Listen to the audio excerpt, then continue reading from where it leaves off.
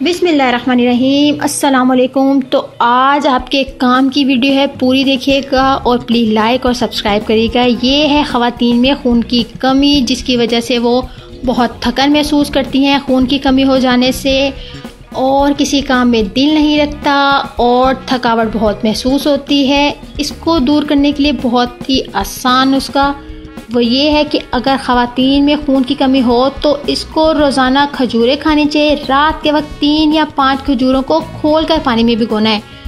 आपने इसको खोलकर पानी में भिगोना है। अगले सुबह नहार वो पहले ये जिस पानी में भीगी हुई है ये पानी पीना है और फिर खजूरें खा लें, लेकिन ये एहतियात लाजमी करें कि किसी भी खजूर में फंगस या कीड़ा ना हो। 5 हफ्ते इस अमल को जारी रखने के बाद खून की कमी एकदम दूर हो जाएगी इंशाल्लाह ताला। तो प्लीज़ मेरे चैनल को लाइक कर दीजिएगा, सब्सक्राइब कर दीजिएगा, ताकि मेरी हर आने वाली वीडियो का नोटिफिकेशन आपको मिलता रहे। Thank you so much. अल्लाह हाफिज़। Bye bye.